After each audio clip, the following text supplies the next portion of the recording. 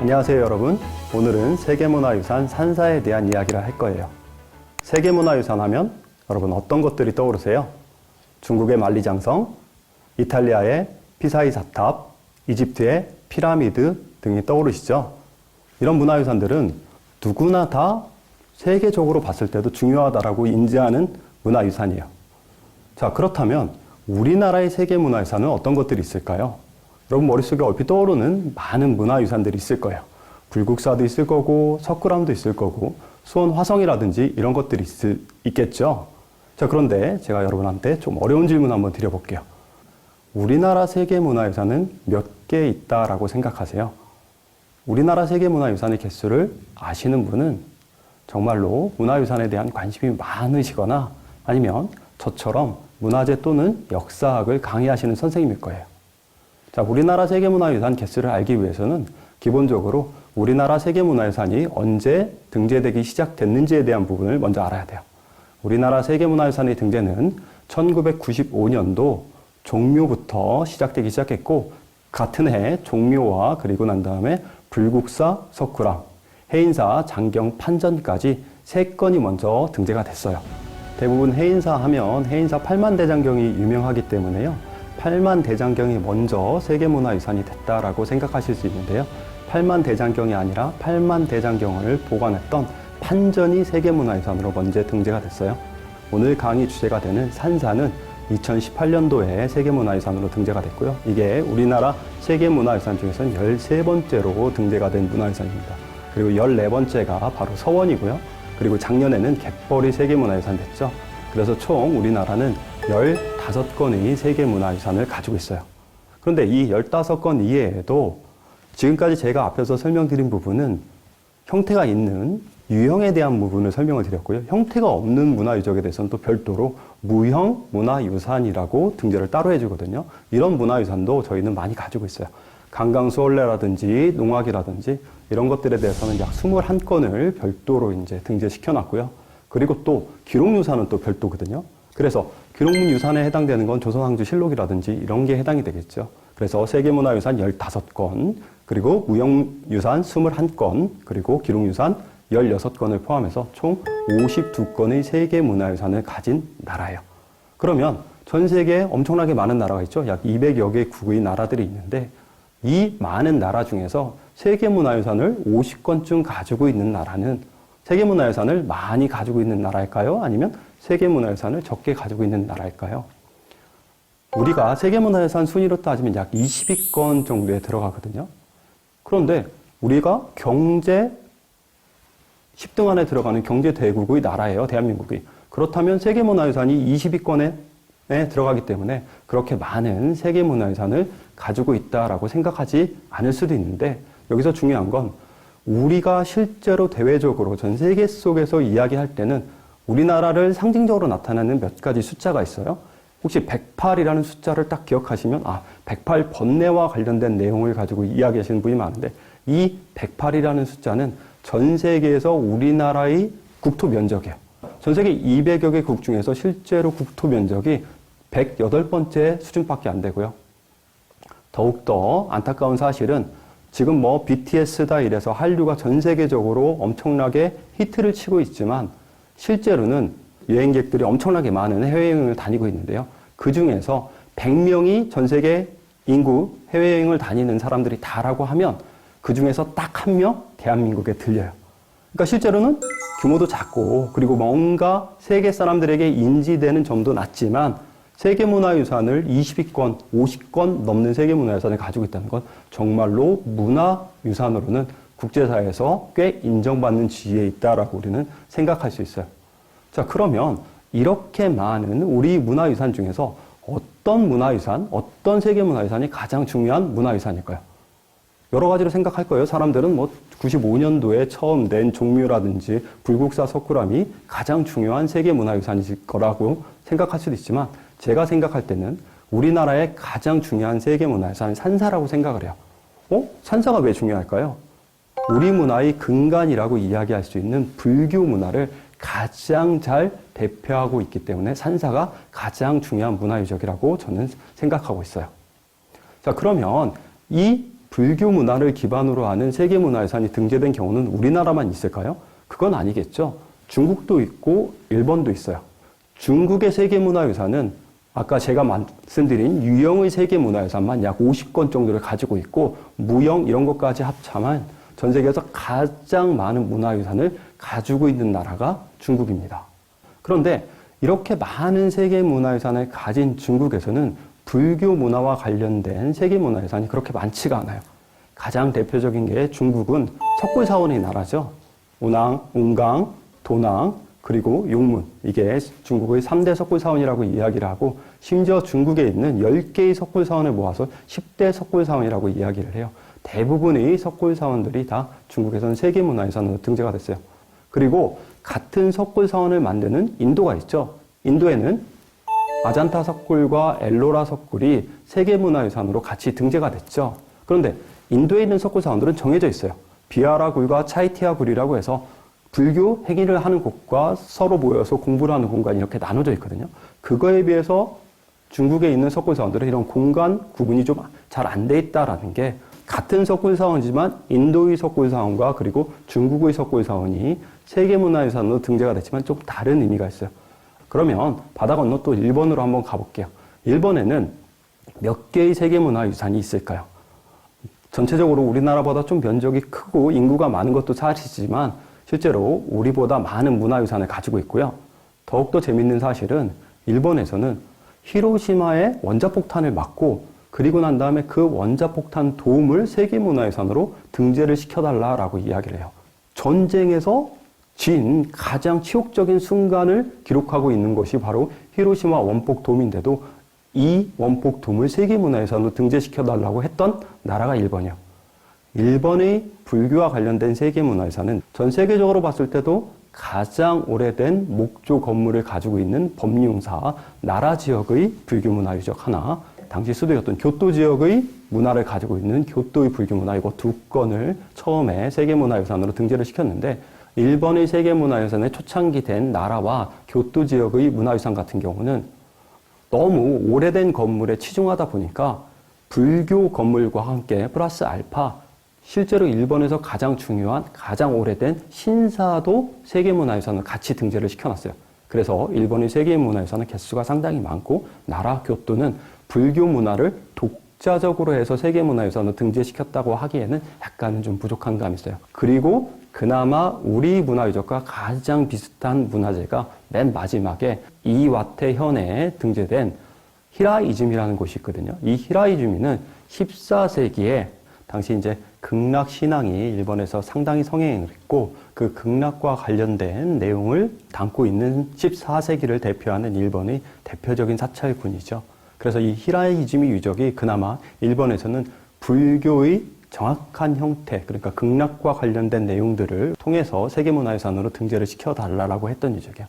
일본의 세계문화유산 같은 경우는 오래된 건물이거나 아니면 한 시대를 대표했던 신앙의 형태를 가지고 세계문화유산을 만들었다면 우리가 오늘 공부할 세계문화유산 산사는 조금 더 다른 개념을 가지고 있어요. 산사 7개를 한번 먼저 짚고 한번 가볼게요. 먼저 북쪽에서부터 충청남도 공주에 있는 마곡사가 첫 번째고요. 그리고 난 다음에 옆쪽에 충청북도 보은법주사고요. 그리고 경상도로 오면 경상북도에 있는 영주 부석사, 그리고 옆에 안동 봉경사가 있고요. 그리고 경남 밑으로 쭉 내려오면 경남 양산 통도사가 있고 통도사에서 옆쪽으로 가면 전라도 쪽에 있는 해남 대흥사가 있고 그리고 난 다음에 순천 서남사가 있어요. 이렇게 7개의 사찰이 2018년도에 세계문화유산으로 등재가 됐어요. 이 7개의 세계문화유산은 시대적으로 봤을 때는 삼국시대, 전국적으로 화엄시찰이 유행했던 시대부터 시작해서 구산선문이 유행하던 한 200년 상간으로 이렇게 만들어진 사찰이거든요. 그리고 이 사찰이 만들어진 이후 무수히 많은 중건과 중수를 통해서 고려와 조선을 지나서 오늘날까지 우리 곁에 있고 그리고 불교문화의 원형이 되는 강원, 유런, 승원을 독자적으로 다 각각 가람 안에 가지고 있다라는 게 가장 큰 특징으로 인정받았고 세계 사람들한테 불교 문화를 이해하기 위해서는 우리나라 한국의 산지사찰 승원에 가봐야 되겠구나라는 의미를 부여받게 됐어요. 자, 이처럼 제가 생각할 때 우리나라 문화를 대표하는 세계문화유산은 바로 산지사찰이라고 이야기할 수 있어요.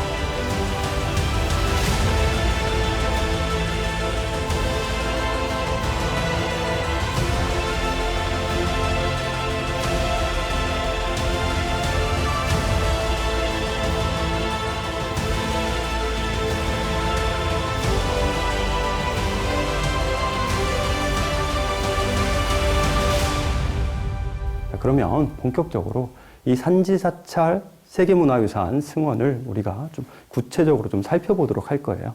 한 3가지 정도를 살펴볼 건데 7개의 각각 사찰들을 별도로 이렇게 살펴보기에는 시간이 조금 부족해서 각각 어떠한 특징들을 가지고 있는지 좀 뭉텅거려서 제가 설명을 좀 드려보도록 할게요.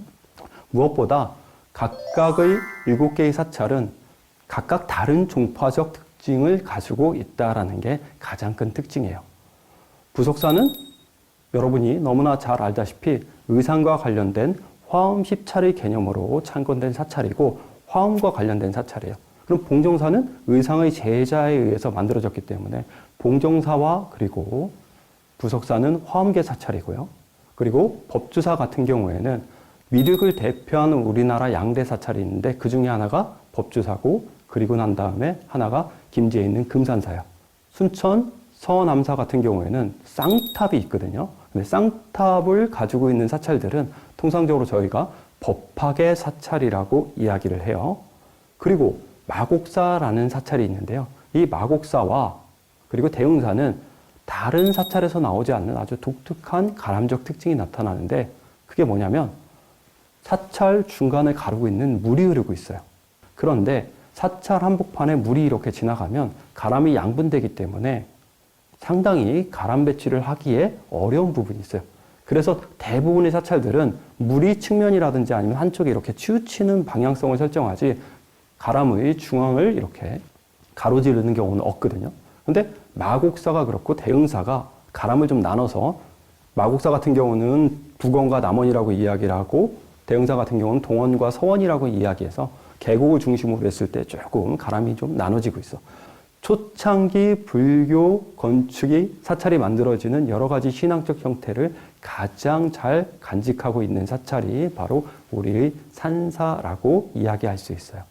자, 2번째, 산사에는 처음 만들어졌을 당시의 석조 유물들이 상당히 많이 남아 있어요. 안타까운 부분은 우리 불교 문화라고 하는 게 실제로 가장 오래된 목조 건물이 고려시대 정도에 남아있는 건물이고 통일신라 시대 그리고 난 다음에 삼국시대에 만들어진 목조 건물은 단 한 점도 없어요. 그래서 각 사찰에서 초창기의 사찰과 관련해서 남아있는 유물들은 대부분 석조 유물들을 많이 가지고 있는데 우리가 세계문화유산 산사로 지정된 각 사찰에 초창기 석조 문화재들을 상당히 많이 가지고 있죠. 가장 대표적으로 시대가 올라가는 게 양산 통도사에 있는 바로 금강계단이라고 하는 거예요. 금강계단은 잘 알다시피 스님들에게 계를 수여하는 곳이에요. 그런데 계단은 중국에도 있고 우리나라에도 있고 일본에도 각각 있지만 계단의 원형을 가장 잘 간직하고 있는 게 바로 우리나라 통도사에 있는 금강계단이에요. 이 통도사를 자장율사가 창건했다라는 사실은 잘 알고 계실 거고요. 당시 중국에서 계단신앙이 상당히 유행했고 그 계단신앙을 바로 통도사에서 받아들여서 만들어내는데요. 통도사 금강계단의 가장 큰 특징은 계단이 2층으로 이루어져 있다는 점, 그리고 계단 주변에 각각의 신장상들을 배치하고 있다는 점이에요. 이렇게 2층의 기단으로 이루어진 계단은 중국에도 있고 일본에도 있지만 계단 주변에 신장상들을 배치하고 있는 계단은 통도사에만 나타나는 아주 독특한 특징 중에 하나고, 계단과 관련해서는 중국에 남아있는 계단 중에서는 뭐 시기가 올라가는 계단이 없기 때문에 당시 도선이라는 스님이 만들어 놓은 계단 도경이라는, 계단을 만들 때 어떻게 만들어야 되고 그림을 좀 이렇게 남겨놨거든요. 그걸 계단 도경이라고 이야기를 하는데, 이 계단 도경의 모습을 가장 현실적으로 잘 반영한 게 통도사에 있는 바로 금강계단이에요. 같은 중국과 일본에 있는 문화권 속에서 금강계단의 원형을 가장 잘 간직하고 있는 게 통도사 금강계단이다라고 보시면 되고, 이 통도사 금강계단은 통도사가 창건됐을 당시의 유물이에요. 통도사 금강계단이 다른 나라의 금강계단과는 조금 더 다른 의미를 부여하는 이유 중에 하나가 뭐냐면, 통도사 금강계단은 스님들에게 계를 이렇게 주는 계단인과 동시에 부처님이 사리를 모시는 불탑의 역할을 같이 하고 있어요. 사리를 넣고 그 사리에서 스님들에게 계를 주는 공간으로 만들었어요. 이런 사례는 전 세계적으로 봐도 통도사가 상당히 유일할 정도로 중요한 의미가 있다라고 보시면 되고, 우리나라 스님들 중에서도 통도사에서 계를 받는 게 가장 이렇게 뜻깊다라고 생각하시는 분도 꽤 많이 계세요. 이런 뜻은 결국은 통도사 금강계단의 가치가 정말로 다른 불교 미술에 비해서 상당히 중요한 의미를 가지고 있다라고 생각하시면 돼요. 자, 또 하나, 통도사에 가면 재밌는 유물이 하나 있는데요. 소위 말하는 그 탑을 우리는 바로탑이라고 이야기를 하고, 또는 봉발탑이라고 이야기를 해요. 이 봉발탑은 뭐냐면, 형태가 이렇게 기둥을 이렇게 세우고, 그리고 난 다음에 그 위에다가 이렇게 봉발탑, 바로 모양의 탑을 이렇게 하나 올렸거든요. 그래서 이거를 봉발탑이라고 우리는 이야기해요. 자, 그러면 바로 봉발탑은 어떤 의미가 있을까요? 불교에서는 이 바로라는 게 상당히 중요한 의미가 있고, 그리고 바로를 형상으로 남긴 유물은 전국적으로 봤을 때도 이제 법주사에서 조금 비슷한 유물이 있긴 하지만, 봉발탑이 거의 유일무이한 사례라고 기존 연구를 통해서 밝혀졌어요. 자, 이 봉발탑 그리고 바로에 대한 얘기는 제가 법주사 얘기랑 같이 한번 드려보도록 할게요. 자, 그러면 법주사로 한번 넘어가 볼게요. 이 법주사는 많은 다양한 초창기 석조 유물들을 가지고 있어요. 그 중에서 가장 중요한 유물은 아까 이제 제가 통도사에서 봉발탑을 가지고 있다라고 했는데, 법주사도 좀 비슷한 유물 하나 가지고 있는데, 우리는 통상 그 보살을 희견보살이라고 이야기를 해요. 법주사에 가시면 법주사에서 뭔가 무거운 짐을 이렇게 지고 계시는 보살이 있는데, 그분을 우리가 통상적으로 희견보살이라고 이야기를 해요. 희견보살은 누구냐면, 석가모니가 돌아가시고 난 다음에 56억 7천만 년 후에 이 땅에 미륵이라는 분이 이렇게 오시게 되고, 미륵이라는 분이 오셨을 때 미륵에게 부처님의 가사와 바로를 이렇게 전달해주는 역할을 하는 보살이 가섭존자라는 분이 이렇게 전해줘요. 희견보살상을 가섭존자로 보시는 분도 있고, 그리고 머리에 뭔가 무거운 걸 쥐고 있다라고 이야기를 했을 때 그게 아마도 바로의 모습을 표현했다라고 설명하시는 분도 계세요. 희견보살로 보는 이유는 다른 게 아니라, 희견보살이란 분이 아미타불에게 서원할 때 뭐라고 이야기를 하시냐면, 내가 무거운 향로를 쥐고 끝까지 부처님을 깨달음에 정진하겠다라는 이야기를 하세요. 그래서 그 외에 있는 그거를 바로로 보면 가섭불로 설명하고 계시고, 또 그 외에 있는 동그란 원형을 향로로 보면 아마 그게 희견보살일 것이다 라고 이렇게 설명하는 분도 계세요. 최근에 연구에 따르면 그게 부처님이 가섭도 아니고 희견보살도 아니고 아마도 곤윤로라는 상일 것이다 라고 이야기하는 분도 계세요. 곤윤로가 뭘까요? 중국의 남쪽 지방에 있는 노회를 우리가 곤윤로라고 이야기를 하는데, 당시에 이제 중국이라는 나라가 엄청나게 발전을 했다 보니까 전 세계적으로 꽤 많은 사람들이 당나라의 황제를 이렇게 친견하러 가요. 그때 당나라의 황제를 친견하면 그냥 만나달라고 하면 좀 만날 수가 없으니까 대부분의 사신들이 좀 많은 유물들, 많은 보물들을 이렇게 머리에 이고 가는데, 그때 짐을 정말 잘 날라줬던 노예 중에 하나가 바로 곤윤로라고 이야기를 해요. 그 곤윤로의 형상이 지금 남아있는 것이다 라고 이렇게 추정하시는 분도 계세요.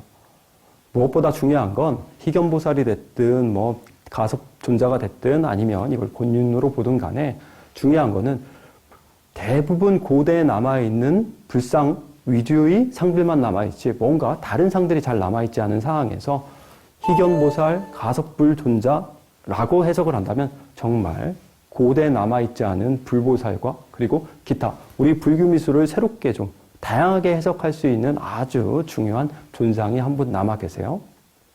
우리가 세계문화유산으로 등재된 사찰의 석조미술을 살펴보는 이유는 고대 가람의 흔적을 실제로는 목조 건물이라든지 가람 배치를 통해서 좀 확인하면 좋겠지만 현재 우리 산사에는 고대 사찰의 흔적을 확인할 수 있는 게 지금 앞쪽에서 설명드리고 있는 석조미술과 관련한 내용이 유일한 사례이기 때문에 조금 더 집중적으로 살펴보고 있는 거예요. 그러면 마곡사까지 우리가 고대 석조미술에 대한 부분을 조금 더 살펴보고 본격적으로 건축에 대한 이야기를 하도록 하겠어요. 마곡사에서 시대가 가장 올라가는 석탑은 5층으로 된 석탑이에요. 통상적으로 통일신라 시대 석탑 같은 경우는 3층 이런 석탑들이 많고 고려 시대에는 5층, 7층으로 구성된 석탑들을 많이 만들어요. 마곡사에 있는 석탑은 5층 석탑인데 생김새 자체가 다른 일반 석탑과 너무도 다르기 때문에 여러 가지 의견들이 있어요. 가장 특징적인 부분은 마곡사는 다른 석탑과 다르게 상륜부에 소위 말하는 남악의 석탑의 형상을 한 풍마동이라는 주석으로 된 이렇게 유물이 하나 올라가 있어요. 이런 것들은 전국 어디에도 없는 유일하게 5층 석탑에만 있는 모습이에요. 지금까지 우리가 고대 산사의 모습을 살필 수 있는 석조물에 대해서 살펴봤고 지금부터는 본격적으로 건축을 통해서 어떠한 산사의 특징이 있는지에 대해서 조금 더 깊게 살펴보도록 할게요.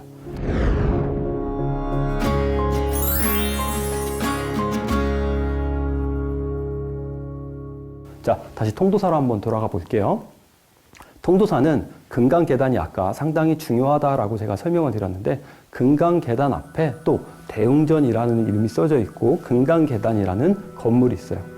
이 건물은 조선 중기 정도에 한 1630년 정도에 만들어진 건물로 추정되고 있는데 현재 이 건물에서는 상량문이 출토가 되지 않아서 별도로 정확하게 어느 시기에 만들었는지에 대해서는 확정적으로 이야기를 할 수 없지만 임진왜란 이후에 통도사가 중수되는 과정에서 가장 먼저 만들어진 건물은 틀림없어요.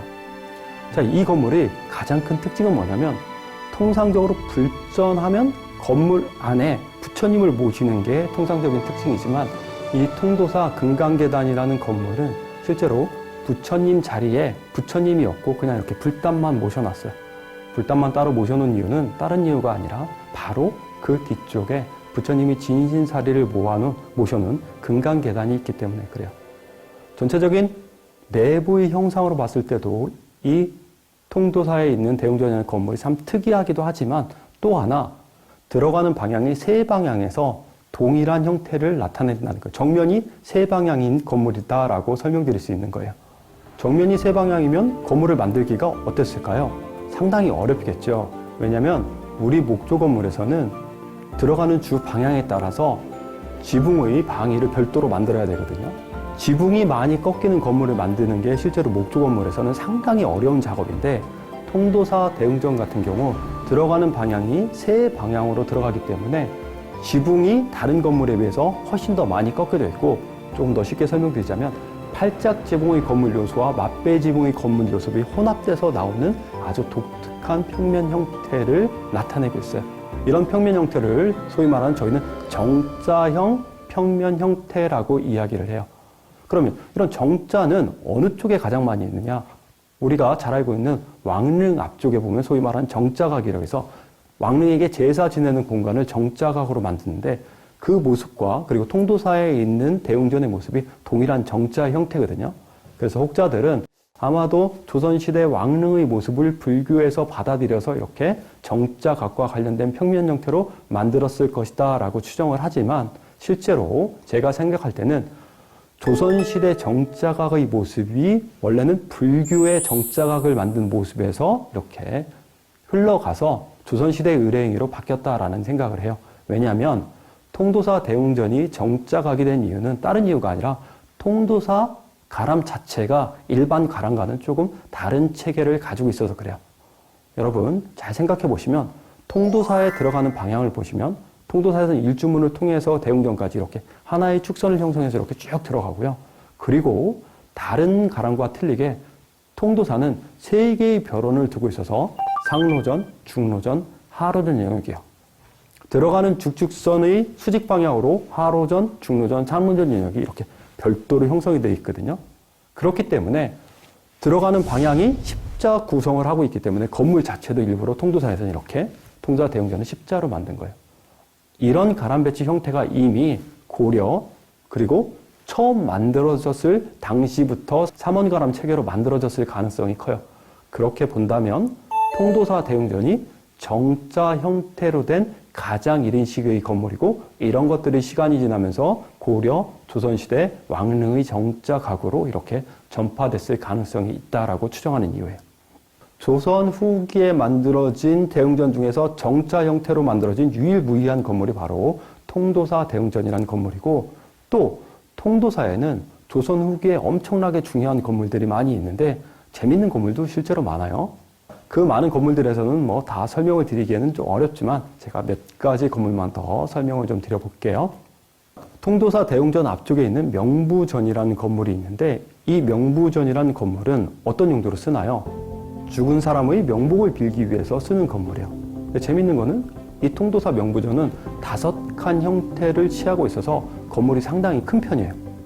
문제는 우리가 산에 있는 사찰과 평지에 있는 사찰은 좀 개념이 다르다라고 이렇게 알 수 있는데 소위 말하는 산에 있는 사찰들은 건물을 하나 만들고 그리고 난 다음에 그 안에 모든 것들을 해결해야 돼서 건물을 길게 이렇게 만들고 중앙에 법당을 만들고 좌우측에 부엌을 만들어서 사용하는 경우가 있어요. 그래서 그런 건물들을 소위 말하는 임법당이라는 형태로 설명하고 있거든요.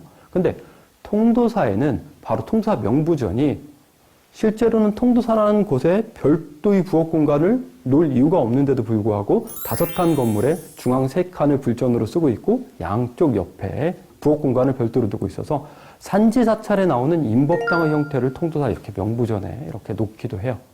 조선 중기 이후에 가장 잘 만들어진 건물이 바로 대웅전이라고 하는데 대웅전 앞에 조선시대 가장 사찰이 어려웠을 때 산속에 만들던 임법당이라는 사찰을 이렇게 만들어 놓으면 정말 극명한 대비가 확인되는 공간이 바로 통도사라는 공간이죠.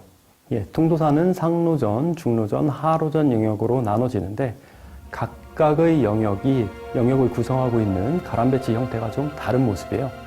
상로전과 하로전 영역 같은 경우는 중앙에 정원을 중심으로 말하는 조선 후기를 대표하는 사동 중정형 구조에 가까운 모습이고 그리고 난 다음에 중로전 영역은 관음전, 미륵전, 대적광전을 중심으로 이렇게 하나의 축선을 형성하는 모습을 하고 있어서 이런 모습들은 우리가 고대 가람의 흔적과 가까운 모습이거든요.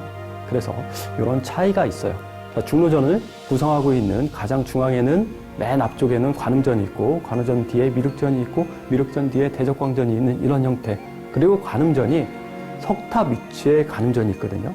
여기서 재밌는 포인트는 관음전이 석탑 위치에 있으면서 전체적인 형태가 1대1의 비율을 나타내고 있다는 거예요.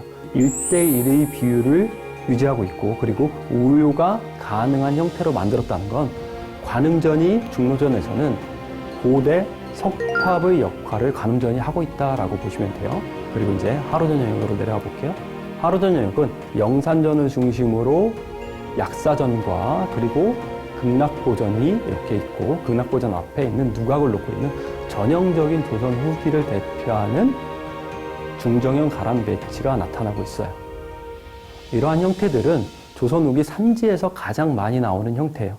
그러니까 통도사의 전체적인 가람 배치라든지 건축적 특징들을 이렇게 면밀히 살펴보면 고대 가람의 흔적, 일축을 중심으로 가는 중로전 영역과 그리고 통도사 금강계단을 중심으로 한 일주문부터 시작해서 쭉 이렇게 일자로 가는 영역성을 가지고 있는 이런 모습들은 고대부터 통도사에서 내려오는 전형적인 모습이고 또 상로전, 중로전, 하로전 영역으로 나눠지면서 각각 영역성을 가지고 가는 이런 모습들은 고대 그리고 난 다음에 고려 그리고 조선시대까지 오면서 꾸준한 전통성을 가지고 내려오는 그러니까 고대부터 현재까지 내려오는 아주 오랜 시간 동안 형성된 우리나라의 가장 대표적이고 복잡한 가람 배치 체계를 가지고 있는 사찰이 통도사였다라고 생각하시면 돼요.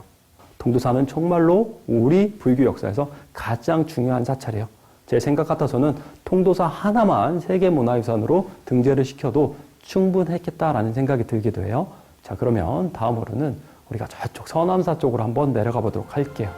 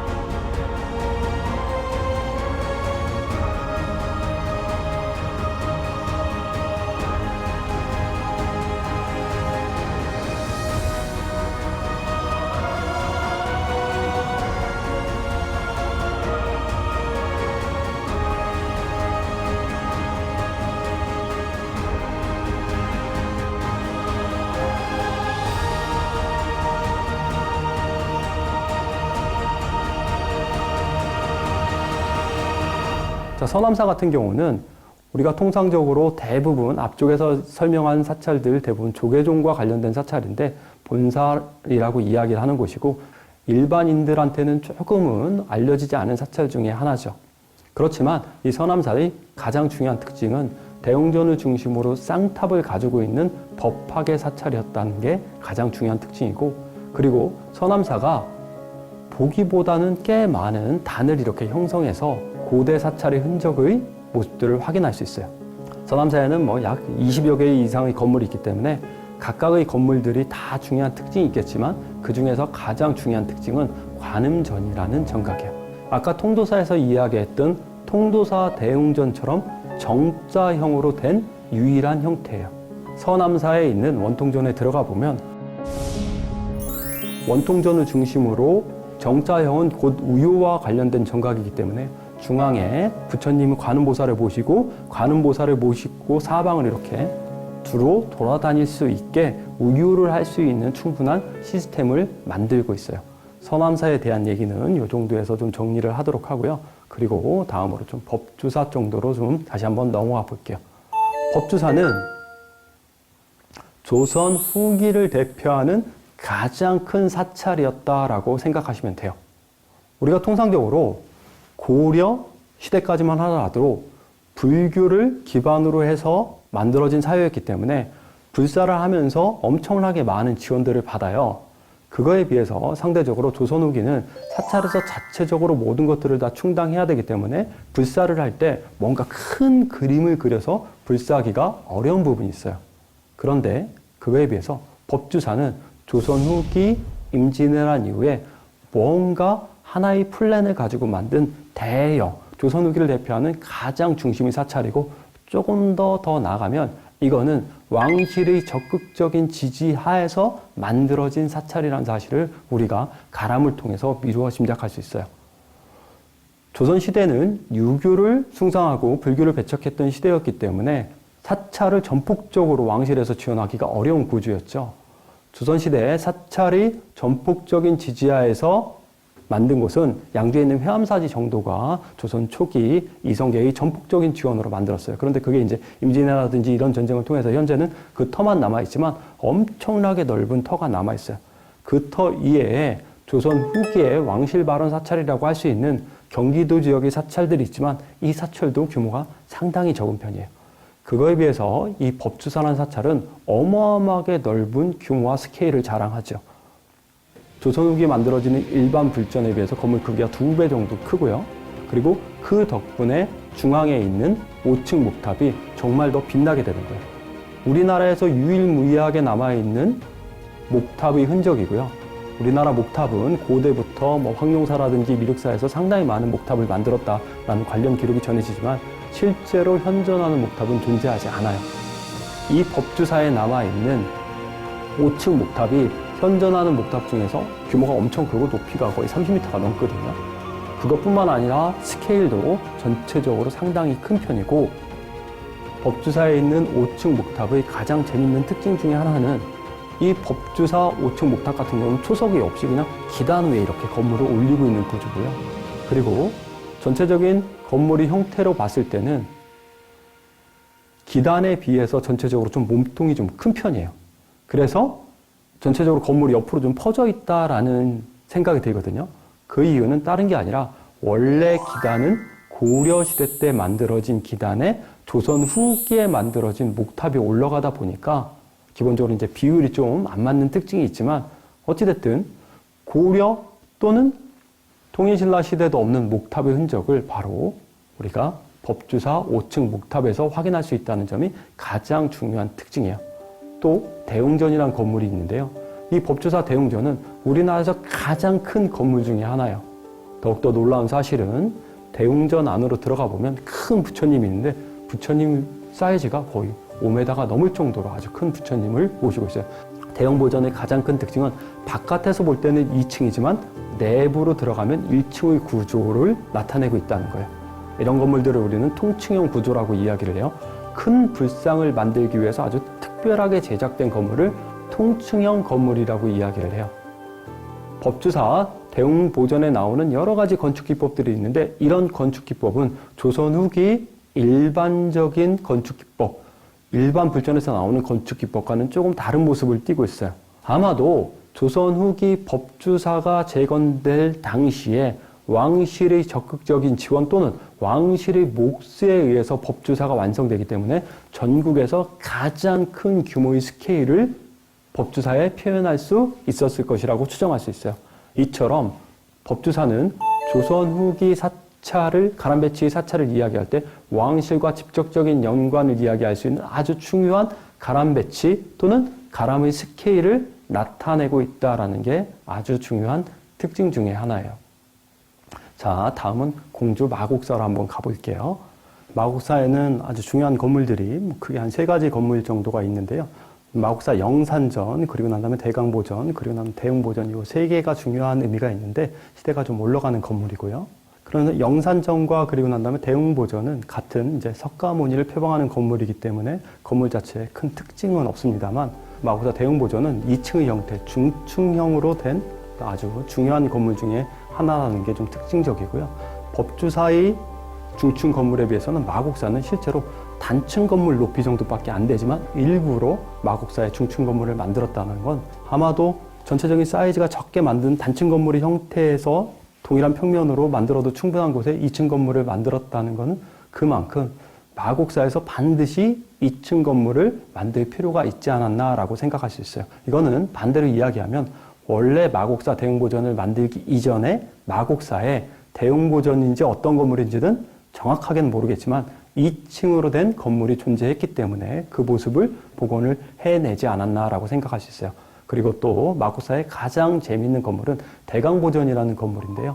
이 대강보전이라는 건물 내부에 들어가 보면 부처님이 계시고 그리고 부처님 뒤에 전체적으로 평면 형태가 대부분의 불전은 정면과 측면의 비율이 약간 소위 말하는 황금 비율 체계라서 정면과 측면의 비율이 어느 정도 좀 일정하게 아름다운 비율 체계를 유지하고 있지만 이 마곡사 대강보전의 건물은 정면과 측면의 비율이 2배가 넘을 정도로 좀 옆으로 긴 건물이에요. 이 마곡사 대강보전 같은 경우에는 부석사 무량수전에서 나오는 축자법의 불상을 배치를 하고 있고 측면에다 이렇게 불상을 배치하고 있어요. 그렇기 때문에 앞쪽의 공간이 꽤 넓게 쓸 수 있고 더욱더 재밌는 사실은 이 마곡사 대강보전 안쪽으로 들어가 보면 대강보전 뒤쪽으로 관음벽화를 이렇게 모시고 있어요. 관음벽화를 모시고 있는 조선 후기 사찰들이 몇 개의 건물들이 있는데 왜 정확하게 불상 뒷면에 관음을 모셨는지에 대해서는 명확하진 않아요. 다만 고대부터 부처님 앞쪽에 석가모니가 될 수도 있고 아미타 불이 될 수도 있는 여러 부처님과 함께 관음보살을 함께 봉안을 했다라는 사실을 알 수 있고 그런 흔적들이 조선 후기까지 역사적 전통을 따라서 내려오게 되고 그리고 그런 모습이 마곡사 대광보존에서 정말 잘 표현되어 있다라고 우리는 볼 수 있어요. 자, 마지막으로 그러면 자, 부석사는 뭐 잘 아시다시피 가장 중요한 무량수전이 있고 그리고 고려를 대표하는 건물이죠. 그리고 봉정사에는 봉정사 극락전이 있고 그리고 극락전 앞에 대웅전이라는 우리나라에서 가장 오래된 고려시대 건물과 그리고 난 다음에 고려 말 조선 초기에 만들어진 다폭의 건물이라고 해서 중요한 의미가 있는 봉정사와 부석사예요.